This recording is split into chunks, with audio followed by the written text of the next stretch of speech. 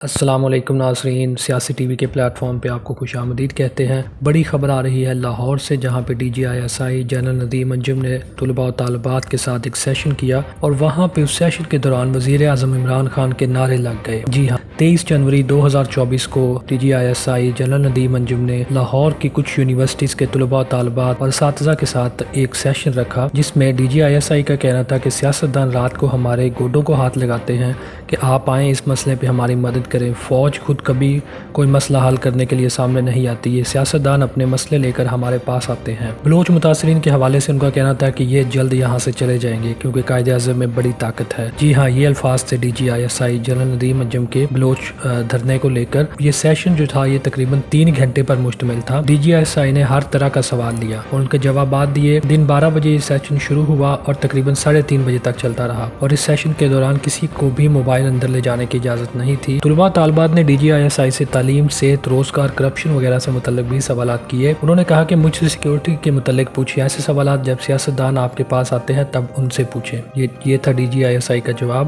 DGI سے سابق army chief general Bajwa ان کے خاندان کی اربوں روپے کی جائیدادوں کے متعلق بھی پوچھا گیا۔ انہوں نے اس پر کہا کہ احمد نورانی اس وقت ہے کہاں، وہ امریکہ میں بیٹھ کر کیا کر رہے ہیں، انہیں پاکستان ہونا چاہیے تھا۔ DGI جنرل ندیم انجم نے کالا پینٹ کوٹ، اسکائی بلو شرٹ، زیب تن کی ہوئی تھی۔ طلباء و طالبات اور اساتذہ کو صبح 9 بجے فورٹریس اسٹیڈیم اکٹھے ہونے کا کہا گیا۔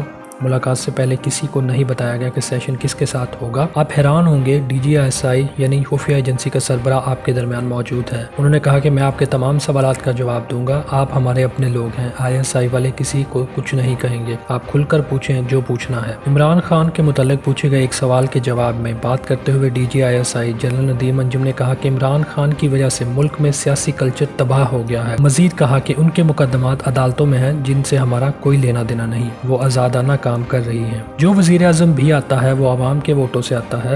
بلوچستان میں میرا بہت اچھا دوست ہار گیا، اگر میں چاہتا تو اسے پھر جتا دیتا۔ سیشن کے آغاز میں ہی DGI جنرل ندیم انجم نے حال میں موجود طلباء و طالبات سے ملک کو درپیش چیلنجز پہ بات کی۔ DGI کے مطابق اس وقت ملک کو 8 بڑے چیلنجز درپیش ہیں، جن میں معیشت، polarization, long term strategic policies کا نہ ہونا، سافٹ اسٹیٹ، دہشت گردی، بڑھتی ہوئی فیک نیوز، جمہوری روایات کا نہ ہونا اور اسٹیبلشمنٹ۔ DGI نے گرینڈ نیشنل ڈائیلاگ پہ کافی زور دیا۔ DGI جنرل ندیم انجم کے مطابق ملک کو اس وقت بیرونی سے زیادہ اندرونی خطرات کا چیلنج درپیش ہے، جس کے لیے قوم کا متحد ہونا ضروری ہے۔ طلباء نے DGI جنرل ندیم انجم سے فوج کے زیر انتظام چلنے والے 60 کے قریب کاروبار پہ بھی سوالات کیے، جس پہ انہوں نے زیادہ وضاحت سے بات نہیں کی۔ یہ ساری تفصیلات آپ کو بتائی جا رہی ہیں معروف صحافی شاہد اسلم کے توسط سے، جنہوں نے آج اپنے ٹویٹر اکاؤنٹ پہ یہ ساری تفصیلات شائع کی ہیں۔ جیسے جیسے ان معلومات میں اضافہ ہوگا آپ جڑے رہیے سیاسی ٹی وی کے ساتھ، ہم آپ آگاہ کرتے رہیں گے۔